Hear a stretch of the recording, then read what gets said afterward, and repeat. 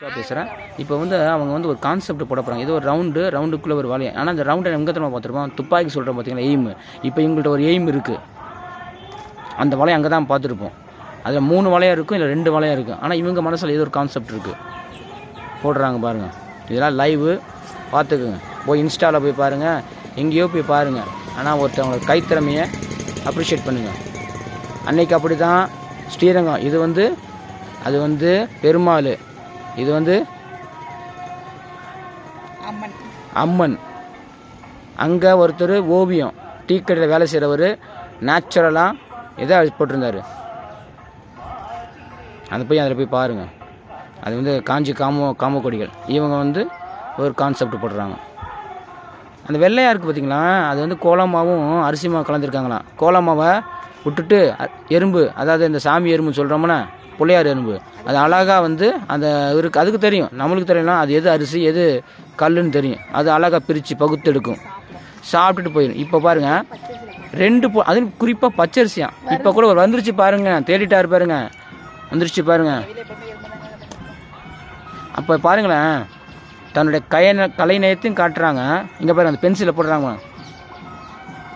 இதுதான் கேட்டுகிட்டே இருந்தேன். தெரிஞ்சுக்குங்க, இல்லைன்னா இவங்கள்ட்ட கற்றுக்குங்க.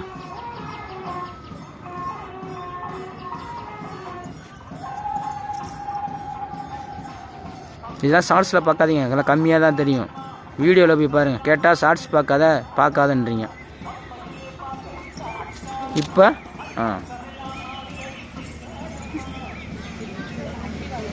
அதுவும் பாருங்கள், காலையில் 3 மணிக்கு எழுந்திரிச்சாங்களாங்க.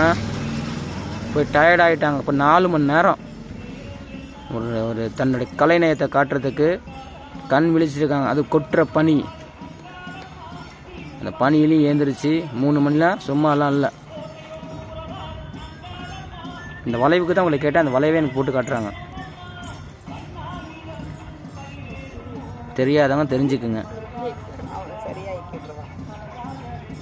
போதும், அவங்க ரொம்ப டயர்ட் ஆகிட்டாங்க. அமுச்சு விட்டுட்டுமா, அவங்க போகிறேன்றாங்க. ரொம்ப சந்தோஷம். அந்த பிங்க் கலரை மட்டும் ஒரு புள்ளியாக போட்டு வச்சு விட்ருங்க.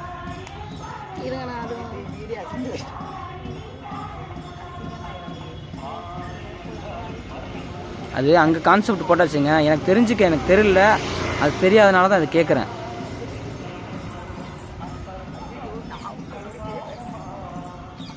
உண்மையிலேங்க நம்ம தமிழர்களுடைய பண்பாடு வெளியே தெரியுது. சும்மா தமிழ்னு சொல்லிட்டு இருக்கக்கூடாது. வெளியில் பாருங்கள். நான் களத்தில் இறங்கிட்டேன், நீங்கள் களத்தில் நீங்கள் பாருங்கள். பார்க்கணும், ஆனால் சப்ஸ்கிரைப் மட்டும் பண்ணக்கூடாது. மறுபடியும் பார்த்துட்டு மறுபடியும் தான் சப்ஸ்கிரைப் பண்ணணும். ஒரு தடவை போனால் சப்ஸ்கிரைப் பண்ணவே கூடாது. எனக்கு வேணாம், சப்ஸ்கிரிப்ஷன்லாம் வேணாம்.